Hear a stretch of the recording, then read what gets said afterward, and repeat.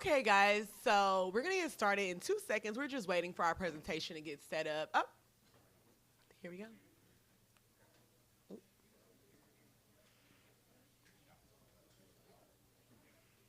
Okay.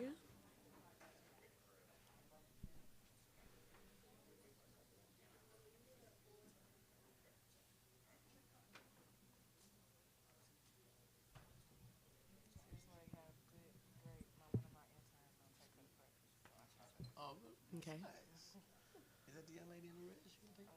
All right, guys. We're going to go ahead and get started. My name is Sasha Flynn. I am a senior broadcast journalism major here at the illustrious Texas Southern University. And today, the panel is going to be over sports media blueprint. And so it's really important that we talk about, we have a lot of journalists here, obviously this is a school of communication, and then we also have people that love sports. And so with that being said, it's very important that we talk about our journey, right? So we have a lot of seniors in the building, we have juniors, but it's very important that we kind of also hear from some more experienced people and professionals in the game that can help us with where we are now and how they got started in their journey, and then some things that we can possibly take away and add to ours. All right? So I kind of basically just said what we'll be covering, but it's going to be mostly about breaking into sports, right? So how do we get our foot in the door, and so on. I'm going to speed this up just a little bit. We're going to take our time, though. First, we're going to introduce our panelists. So first, we have Chancellor Johnson. Yes, give him a round of applause. He is, first of all, before I start, everybody on this panel they have a long list of things under their belt. So I just put something that will be quick and short, but they can add however they see fit. So I have Big 12 content creator and sports reporter. I know Emmy-winning reporter is on there as well. So if you can give a quick little spiel about you, talk to us. Hey everybody, my name is Chancellor Johnson. Once again, thanks for coming out. So as you mentioned, I work with the Big 12, and I actually got back from the Final Four, so it's been really cool having an opportunity to cover such a great conference, throughout the year. And so before I got to Big 12, I actually used to work at KPRC, the NBC station here in Houston, where I was there for 3 years. Spent some time in Green Bay covering the Packers, the Bucks, while they won their NBA title at the time, and then I went to Arizona State University. But from Houston. Still stay here in Houston. I'm excited to chat with everybody and share with you guys my journey. All right. Give another hand clap for Chancellor. We have TSU owns Ms. Sierra Henry. I have her for sports information coordinator, sports reporter, digital content creator, and the list goes on. Talk to us. Hi guys, yes, I live here in Houston. I am the sports information coordinator here at Texas Southern. Sports anchor, sports director at ABC West Texas before I got here for 2 years. HBCU Go sideline reporter for 2 years before that. Just making my way through this journey, and it's crossed over to here communications here at my alma mater. So yeah, happy to be here and happy to answer questions. All right, and then we have Mr. Curtis Simons, president and co-founder of HBCU Go. Before we started, Mr. Simons said, I don't want to get all into my bio, but we're going to do it anyway. So give us a quick little spiel about you, Mr. Simons. I'm going to make it very quick. I'm Curtis Simons, president of HBCU Go TV. My background, just really quick, is 8 years with ESPN, 14 years with BET, executive vice president of marketing with BET, 2 years ran WNBA, president of WNBA Washington, D.C., and now I'm president of HBCU Go TV. All right.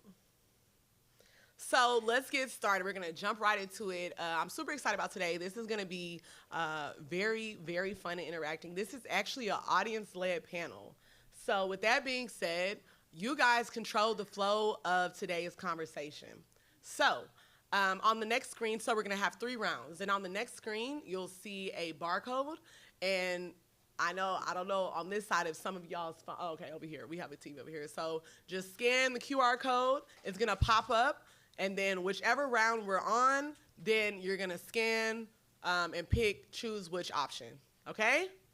Yeah. All right, let's get started. Oh, and also to those participants that ask questions after, you guys will receive some official HBCU Go swag bags. So try not to ask questions all at once. Okay. Official. Official. All right. All right, guys, let's get into it. Round 1, access or execution. And before you choose, I'm going to give a quick little insight about both. So for access, we're going to be discussing who you know, right? Versus execution, we're going to talk about what you can do, okay? So we're going to give, are you on it, Marcellus? All right. He's in charge of our responses. Okay, we're going to give us a couple more seconds to choose. Did we choose? Mr. President, did you choose? Okay. Okay. Everybody done? All right, Marcellus, talk to us. Well, who is the winner? 50. So it's 50-50. So with that being said, we're going to we're gonna choose execution. Okay, so sorry if you want to access. So execution, what you can do. So the questions that I have, so what I'm going to do is for the first question, you guys can answer it popcorn, however you want to, no order. Can strong content and consistency outweigh not having any connections? So. I would say yes. Because, I mean, anybody can introduce you to somebody. I can introduce you to Chance or Mr. Simons, and if your work if you don't have work to show, I mean, it's just going to be an introduction. So people will get to know you if you have good execution, you're consistent with your work. I was just telling somebody, you don't have to be a somebody. You can make yourself somebody, so. Yeah, to piggyback off that, I certainly agree, especially in this digital and social space that we're in now. You can certainly build your own brand. You don't need a big camera. You really all you need is your phone, where you can tape. And now I think actually last week, I want to shout out Jerry, who was in the back there. I was really impressed because there was an event here on campus, and where seniors were letting their voices be heard to the president on a certain situation there. And Jerry was one of the guys who was all over it. I'm looking at the reels. I'm seeing him do numbers. And shout out to him on that front. And I saw it to the point where the stations were asking, hey, can we use your video? So that just gives you a perfect example of now where you can build your own platform. You can cover things on your own. And one other note, I used to work at KPRC, as I mentioned before, and there's a young lady who I actually wasn't really quite familiar with. I believe her Facebook handle was like Hood Grizzly TV or something to that effect. And she was able to build her platform on her own so much that KPRC went to her and said, look, we won't even hire you. We'll just collab with you because you're on stories more than some of the stuff that we're on. And we want to be able to collab and get those views as well. And so now she's still able to do her own thing and be her own brand in person without working underneath KPRC, but now working with. And so this just is a perfect example of she grinded it out to where now people are coming to her. And even with me at Big 12, it's a partnership. It's a collaboration to where I create content and they collab. So it's not like I work specifically underneath Big 12, but it's a collaboration. And now, you can build your own brand and create your own content and go that route as well. I think that the biggest thing that we all need to understand is what Chancellor just said is the brand. You got to build a brand. You got to build a brand and try to grow the brand. And I think that a lot of times we do a lot of extra stuff that's not needed. Chance's point is that if you're confident in what you have, and that's one of the things that I try to tell people who bring a lot of stuff to me is that, number one, be confident in what you're producing. You want to be passionate. I'm passionate about HBCU Go. That's why I can talk about it in my sleep. So if you got a content out there that you're trying to finish product, to me, explain to me why I should do that, why I should air it on HBCU Go, and then help me grow the brand by showing me ways in which you would market that. One of the biggest things that I think in our black culture, and we're one of the people behind it with HBCU Go, is that we don't market our product well. We don't, for some reason, across the board. Black product is not marketed well. So if you got a brand that you're trying to get out there, you got to figure out how you can do it, whether it's word of mouth, if it's out of your back of your car, whatever it might be. But you got to get it out there, because once you get it out there, the numbers start to grow. And once you get the numbers to grow, the chance point, then people start paying attention to you. Okay? HBCU Go 4 years ago was not even nothing anybody would talk about. I could wear an HBCU Go shirt out here in Texas, and people say, stop me every day. What is that? I wear an HBCU Go shirt anywhere in the country now, people are watching me. I know it, because they stop me all the time and tell me that. That's how you begin to start realizing you have something, that people understanding your brand. And once you're able to get that brand in the right position, it does what it needs to do. So that's what I would definitely say on your execution. Grow your brand. And so that's perfect. And so with that being said, going to my next question, what kind of work makes someone immediately stand out? Not only, obviously, you being a president, founder of something that you look for in reporters, journalists, whomever, camera directors, and then even just you guys, sports-wise, what's going to make you stand out from everyone else?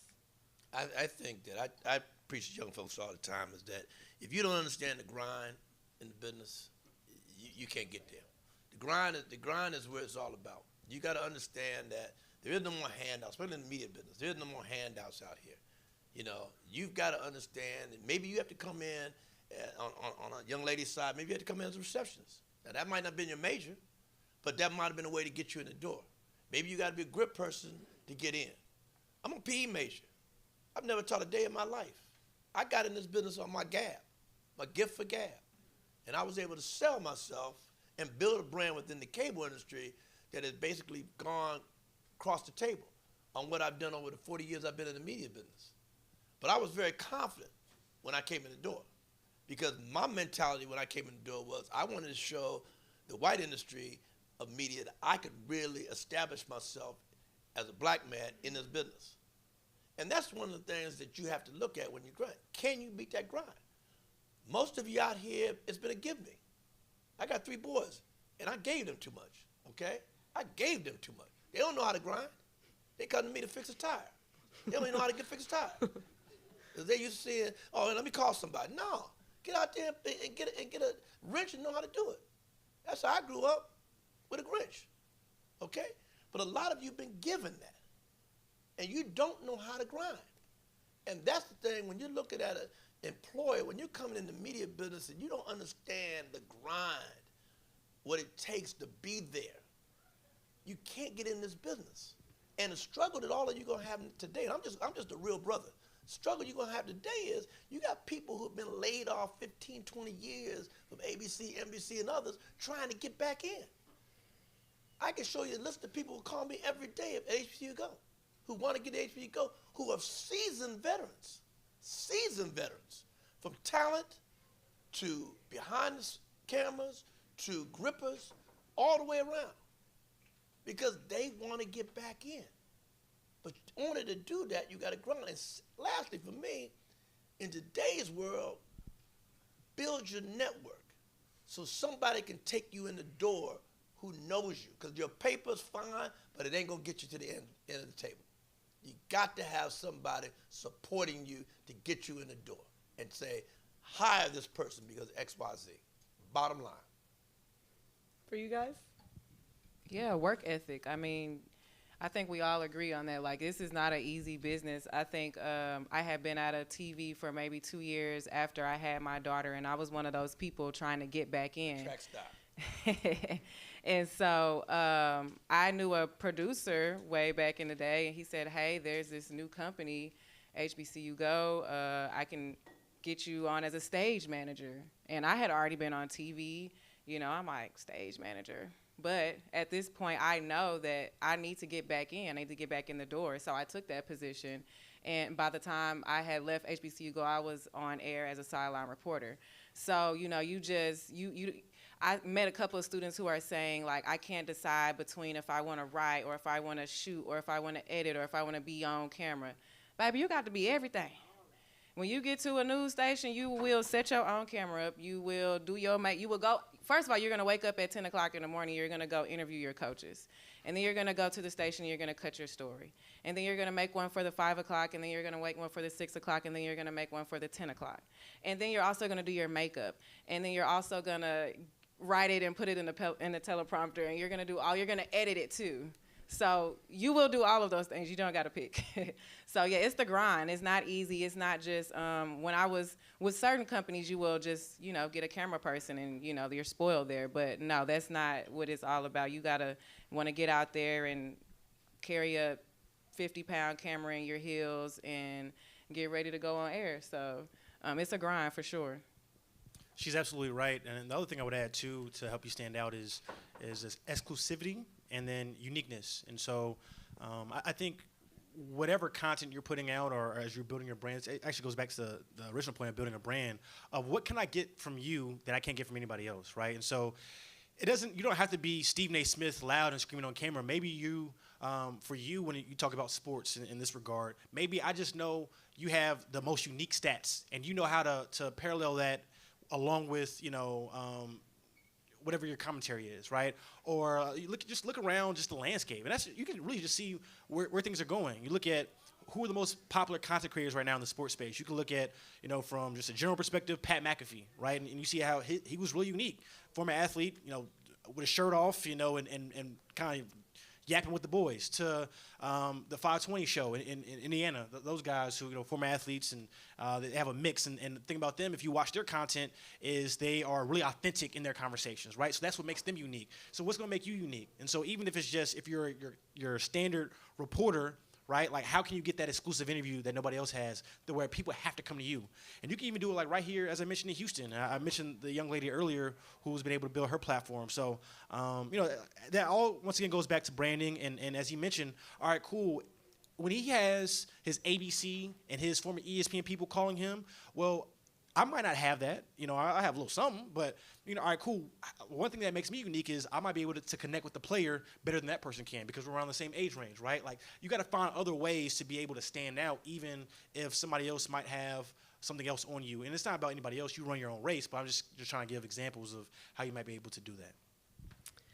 So, guys, that was a lot of gems to take in. So now we're going to open the floor for questions, okay?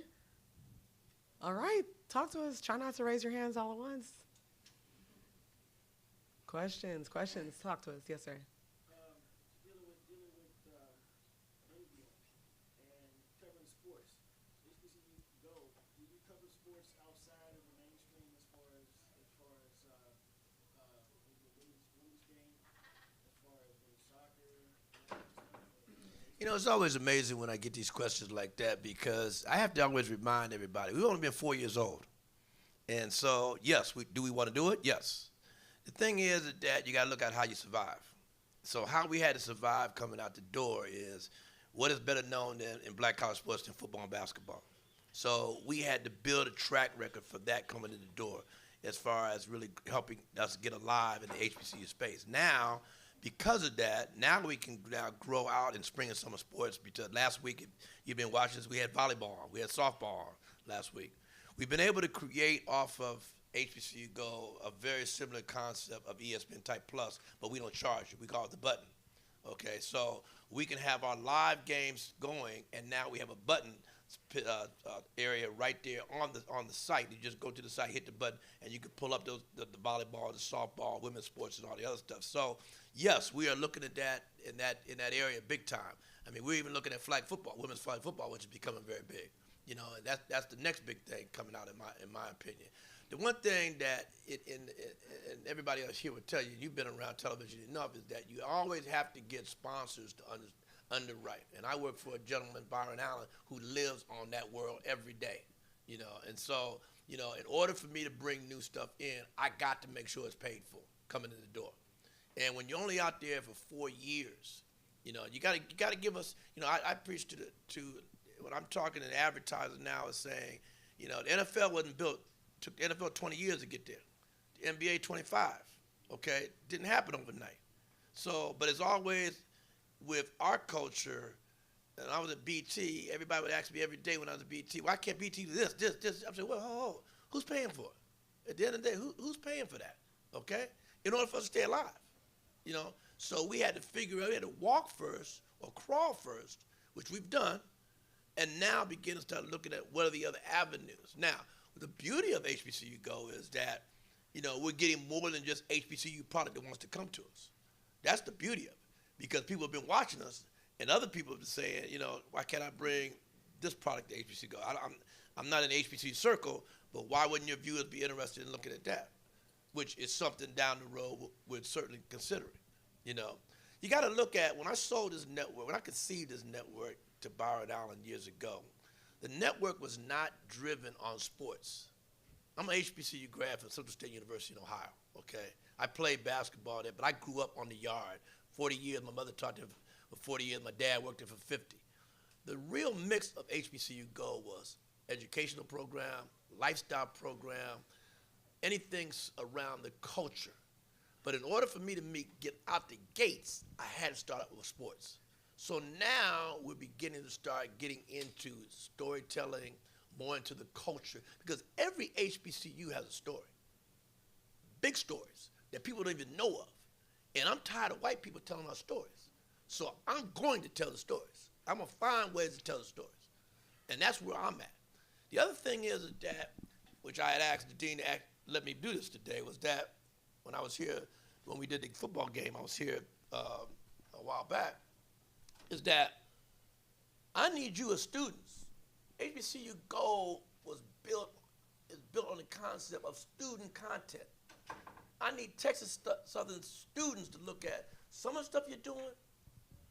Get it to me. We'll air it. We'll air it. Where you gonna go? We'll air it. And we'll say produced by such. Now, I'm gonna give the floor. I'm sorry. I'm gonna give the floor to one more person that has a question. Right? Did that answer your question?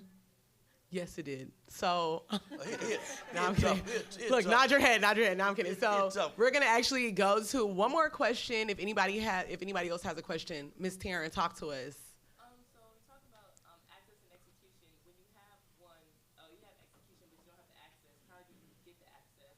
And then once you are, my second part of my question is, now you being in the position that you are in, looking back, what is something that you would have done differently, or the biggest thing that helped you? Sierra or Chancellor? Or Yeah, I'm gonna let them. I'll give you my story, but I'll let them talk on that.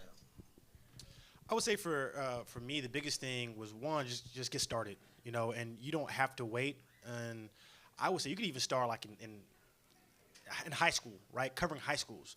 And there's a space for that. Even like, especially if you're in Houston, like there's athletes here. People care. So you can there are D1 athletes where, I'll give you an example. There's Devin Sanchez, who went to North Shore. He was a 5-star recruit, and he is now a freshman or maybe his freshman or sophomore year at Ohio State. And so Ohio State, I'm just giving you an example, they have a large fan base. And you do an interview with Devin Sanchez, and it blows up within the Ohio State community, right? And so you can use that leverage to go to the next athlete, to get exclusive with them. And you can build a space to where you have now created, like, you're the go-to person for Houston high school athletes. Like, that's a thing, and you'd be even surprised. You get enough clicks, you have people who be willing to, sponsors, who'll be willing to give you some money for it. And so you can use that as leverage to climb onto the next spot. Now you can say, hey, look, I have all these different athletes. You can maybe go towards college. You can now go to U of H and say, hey, listen, I have this amount of clicks. Like, this is how it goes, right? And so you can kind of continue to build from that, but you have to start somewhere. And so you're going to have to start from some type of, I don't want to call it bottom, but like for me, it was going to Green Bay. And that's, that was a nice spot. That's a great opportunity. But you have to start somewhere. So even if you're not going to your traditional route of local TV, you can still do digital and cut your teeth there, build your brand, and then it can parlay to other things down the line. Yeah, access will come to you when you start your own brand. If you don't know, I wrote a book called Sports Bay. It's kind of like a sports book for dummies. And it kind of just explains, kind of like in our terms, what sports are. Because a lot of my friends growing up, they did not watch sports. They would just come to the watch parties with me and ask me questions all throughout the game. So one friend said, you should write a book explaining it, and I did that. Once I did that, I think people started coming to me. The first time I ever worked at a news station was when they asked me to be the sports director over the entire station. So that says a lot. I had never worked at a station before, but they want me to run it. So that access will come to you when you start showing people that you're a self-starter, that you can create on your own, and you don't need someone to show you or tell you what to do. And even if it's not perfect, even if it's not right, people like to see that you can get it done. Just to piggyback off that, because this actually goes to his point earlier, he really just gave you a layup as far as he mentioned that if you guys get the content, we'll air it on HBCU Go. And so you want opportunities.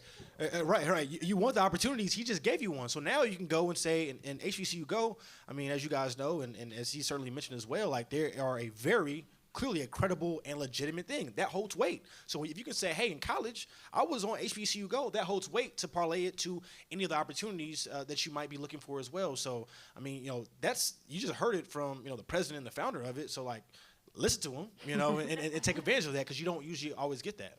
People like Liv and Ty, they were content creators covering HBCUs on Instagram, and they are now contributors for HBCU Go. I think, let me give you the real story, is that the hard thing out here today is money. Is money, okay? That's the hard thing. Everybody got ideas. Everybody in this room got ideas, okay? But where's the capital? Where's the capital? It took me 12 years I almost got divorced over it, to get HBCU Go up, okay? Because I thought when coming out of BT in 01 that I could make HBCU Go fly real quick. And that was not the case. And I have a stellar, if she read my resume for you, I got a stellar media background, stellar. Getting ready to go in the Hall of Fame in 2 more weeks in cable industry. But I couldn't get any of them guys to write a check. None.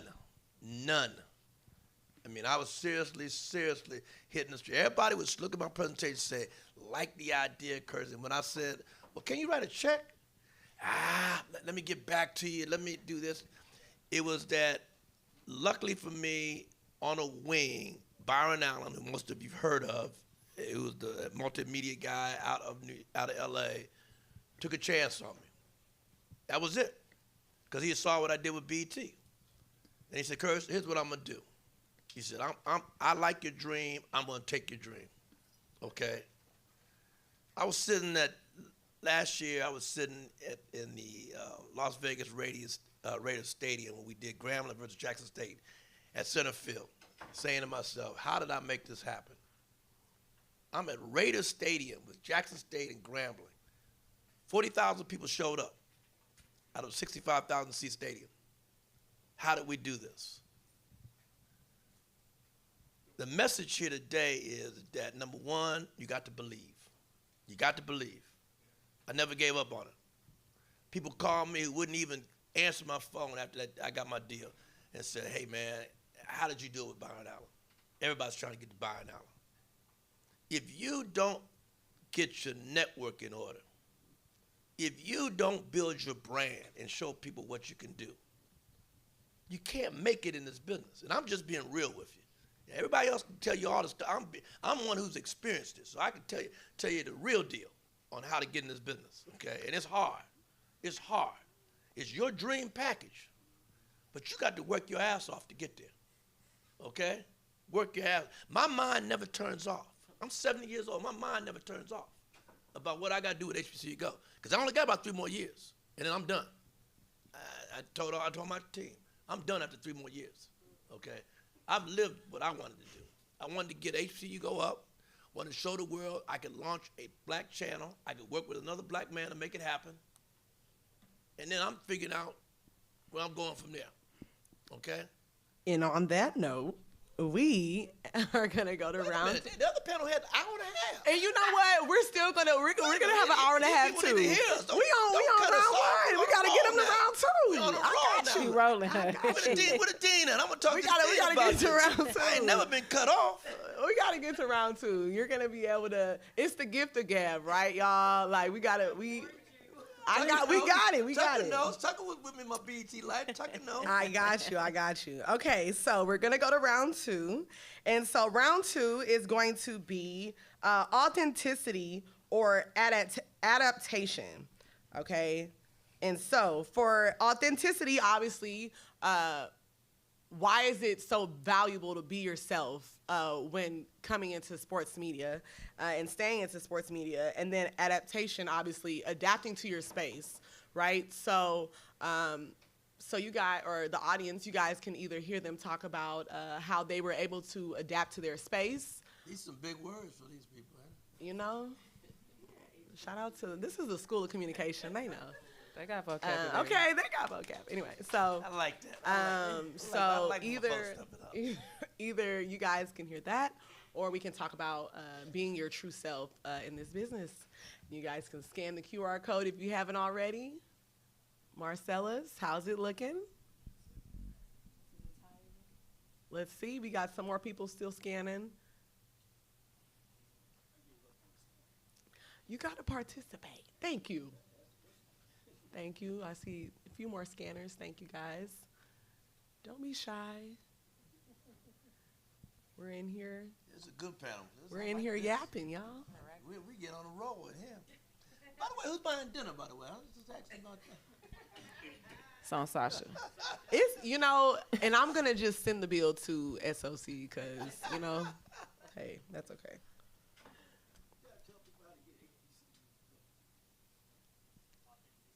We're gonna get all those. We're gonna let you guys know how to stay connected with all these lovely panelists toward the end. I got you. Authenticity. Okay, so authenticity is our winner. So with that being said, how important, I know, so before I get into this question, ABC 13, Fox News, they were here this week, if some of you guys weren't at the workshops, and ABC, a couple of them talked about why is it so important just as a minority? Why is it important to make sure, you know, you always are able to stand up and say your true feelings, you know, but of course know how to execute that, you know, professionally. And so with that being said, the question is, how important is it to stay true to your voice and culture in this industry? Let's have. You want me to start off? You know what? But we gotta. Yes. You want to cut me off and get started? I'm gonna give you a little. I'm gonna switch you up. You gonna give me a sample? You're not gonna know. I'm just gonna hit you. You're not gonna know. I think it's important to be yourself. I think that I hate it to the point where people try to tell our stories too many times in different ways. I mean, if you look at some of the good stories that's been out there, it's amazing. Look who produced them. And then if you really do your homework and you look at a lot of the sports stories that have come out, they're never produced by a lot of people in this room. But they talk about what our culture is. I've said in too many meetings in advertising times when I'll give you a funny story, and I'm gonna pass it on after this one. When I was at BT, we were having a big meeting with Converse, and some of you probably won't even remember the shoe Converse back in the day in this room. And I finally got a meeting with some of the top people at Converse, and we were going through a presentation trying to get Converse to buy BT. The senior vice president of Converse, a white lady, stood up and said, "I don't think your culture buys gym shoes." I said, "What?" I said, "Hold up. You had the nerve to say that in a room like this? That you don't believe we buy your gym shoes?" I said, "I tell you what, let's do this. I got a lot of time." I said, "Why don't me and you go out to the store in the hood, and let's go in the store, sit down for a minute, and watch who comes in and buys shoes." She didn't want to do that. Everybody else in the room was laughing because they knew where I was going with this. But that's where, when you don't understand the authenticity of our culture, and that's what we get faced with every day. Oh, that's what we get faced with every day. You know, we get faced with people trying to tell us, you know, what we're all about. And if you want to be good journalists in this business, start telling the real stories. Start telling the real stories. Start digging down. Find out who a guy like Sam Jones is, went to Winston-Salem. No one's told his story. Think about it. Think about it. There's a lot of good stories out there, but be you. And I'll leave it at that. I think being yourself is a big deal. I remember when I went to my first NABJ back in like 2017, and I remember giving them my reel, and a lot of people kept saying, "Well, you say y'all." and you should say you all, and you should say it like this. And so I remember leaving there feeling like, okay, I have to be a white woman. Right. And so I tried, believe it or not. I tried to be a white lady. And it did not work out. Like those stand-ups where I kept trying to sound like, I kept trying to have the voice of somebody that I was not. And so when I finally found my voice and was comfortable to talk in the way I talk and my accent and, you know, my uniqueness, that sold. It didn't sell when I was trying to be somebody I wasn't. It didn't sound right. The story sounded weird. Me saying you all sounds weird. I don't think my lips pronounce it correctly. So, so yeah, I think just even trying to not be yourself, you will feel it, you know, and I think other people can see through that. Other people can feel it too if you're not being yourself. And, you know, I don't want to buy nothing from you. I don't really want to support that if I feel like it's fake. I mean, do y'all, I mean, I ain't going to say that. I was going to say, do y'all buy fake Louis? But, you know, some people do. I understand.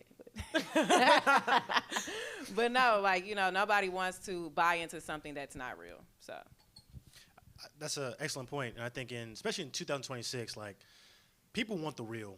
And they can definitely see through if you're faking it, if you're trying to be somebody else. I think early on, when I, you know, have a chance to speak to young journalists who are in college and they're trying to get to, you know, start out their careers, the biggest thing is like trying to find their voice, who they are. And, you know, there is a level of, you know, a standard in professionalism, particularly if you're doing the traditional route.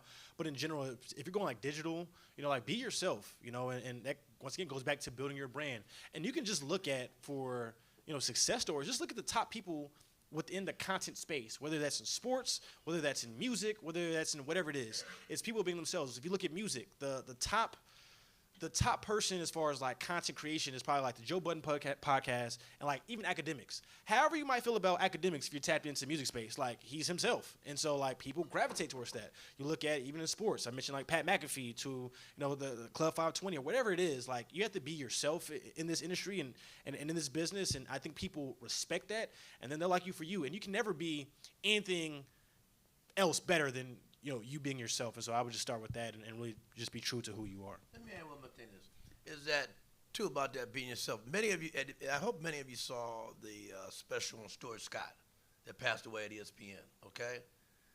One of the pieces that they didn't put in there, within there, because I was close to Stuart, so I knew this, is that Stuart was ready to quit ESPN years ago because they would not accept Booyah.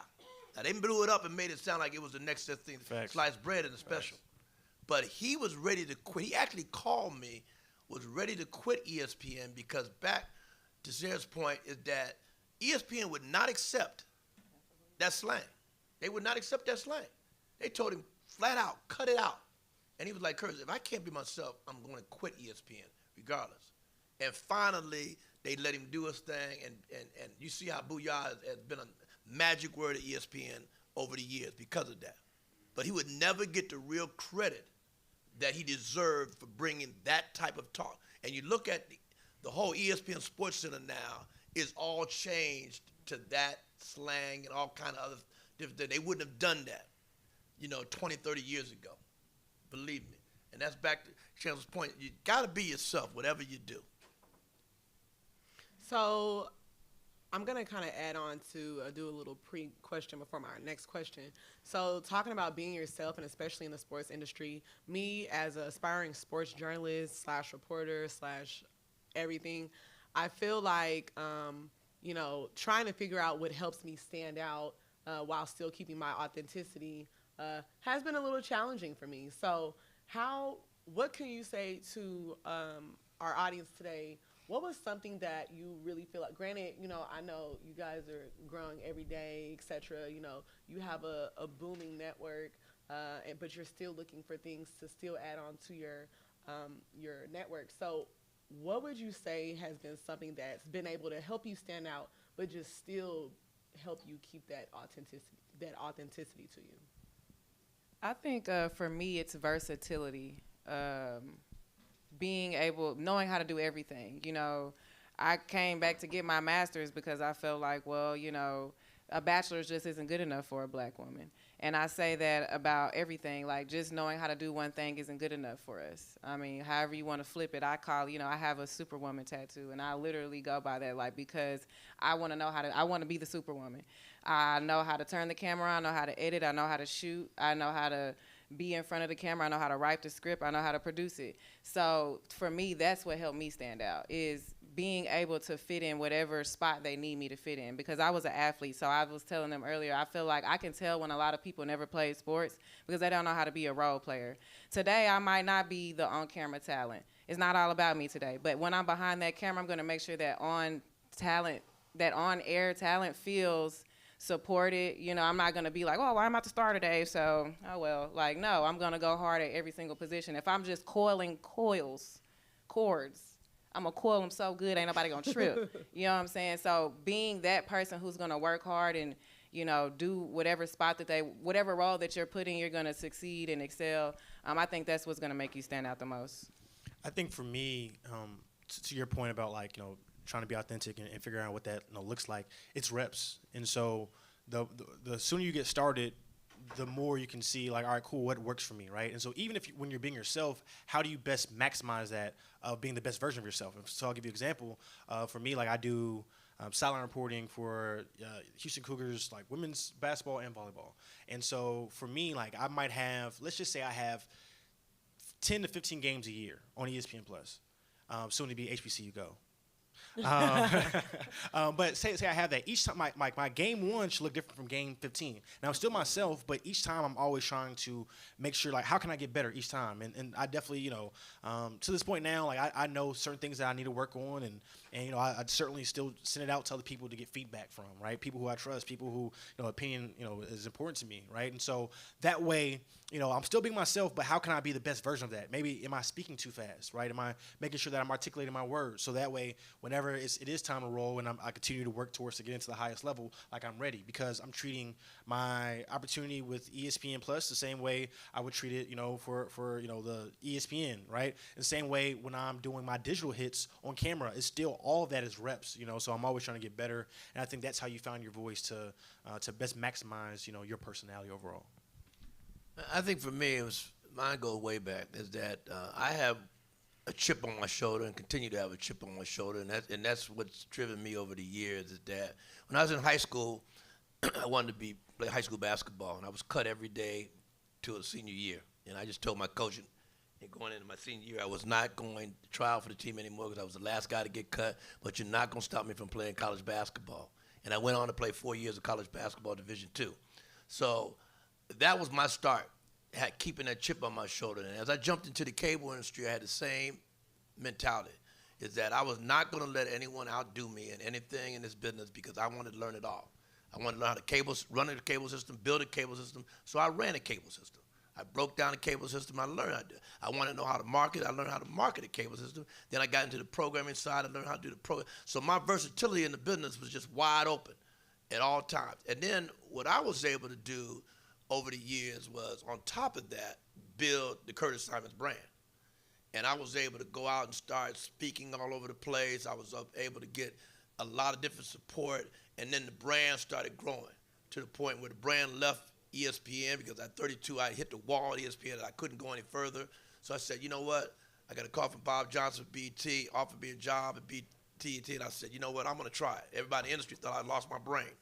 But I said, if anything goes wrong, at least I could put on my resume, I'm an EVP of marketing, which not too many people in the industry had that.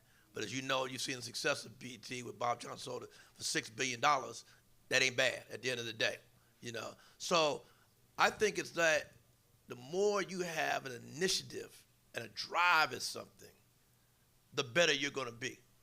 If you take it to where you're happy and you're satisfied, and I coach high school basketball now, I tell my basketball players, don't be ever satisfied. I'm never satisfied. I feel very strongly I could do HBCU Go better and better and better.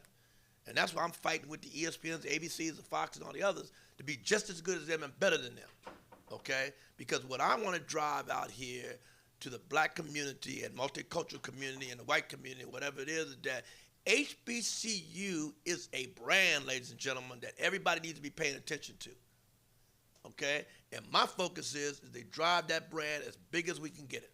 And that's where I'm focused on. And we're going to go ahead and open up the floor for questions. Ms. Pamone.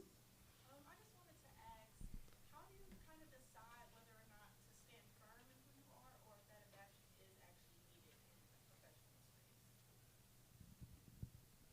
I think for me, getting feedback, right? And as she mentioned, she goes to NABJ, and I have as well, and that's a good opportunity to where you have people who are the decision makers and the execs. And I would say, you value their opinion, and if you hear a consistent theme, that's maybe something you should probably consider, right? Now, as she mentioned, she heard feedback to where people were saying they wanted her to talk a certain way, and that it didn't really feel like it was her. Then, I think it is important to find that balance of being yourself, while also at the same time you still have to, you're still looking for those jobs, right? Or you're still looking for those opportunities. And so, if other people are telling you like, this is not the way to go, then maybe you should certainly consider that. But it's a way of finding like a happy medium, and you'll know, right? Like for her, it was that's not me, and look at her now, she's still obviously doing her thing. She didn't have to adjust that. But then there are some things that, like, if it's not working and you're hearing that consistently, you should probably take some type of heed to that. Yeah, I would say that too. Sometimes you got to take things with a grain of salt. Some people will tell you producers like this, producers like that, but every producer likes something. Every news director likes something different. There might be a certain protocol, but, follow the guy. If you're adapting to what somebody says, like with your reel or something like that, yeah, listen. But yeah, I think you just take, you know what right from wrong is. If somebody's telling you, I don't think you should wear your hair like that. Well, that ain't something that matters. I think if somebody telling a story with a bag on their head, if they telling the story good, I'm going to listen. So. and then just really quickly to that point, you can also do both, right? Like you can have two versions of it, right? And there were times where I was at KPRC to where they wanted me to do something specific for air, and I was like, man, if I did it this way, I think it'd still be I'd be even better. But it's not necessarily the traditional sense, right? Well, there were certainly a number of opportunities where, all right, cool. If my sports director asked me to do this, then that's what, I got to do my job. But on the side, there was nothing keeping me away from still doing the version that I might have had in my head that I could put on social media or put on digitally. And then I could put both up, and the one that I had in mind did better than the one as I thought. So you can still find opportunities to do both, and so that would be, my 2 cents on that. I would just tell you, just be you. Just be you. Learn how to read the room. That's the major thing that you should work on. Learn how to read the room. To their point, certain times, depending on who's in the room, you don't question them. Maybe you got to take another person outside and say, hey, I just had this idea, but I didn't want to bring it up in the center of this room right now. What if I ran this past you? What'd you think about this? And then figure out how do you position it to when you go into that room, you got some support behind it, okay? Because you can't be a young person right now walking into a media room with veterans in there and you're starting to make all kind of opinions. Because they're going to look at you like, what? How's she coming in? She been here 1 month, and she's making this. So learn how to read the room. My mother taught me years ago, the never dumb question. So I ask questions all the time.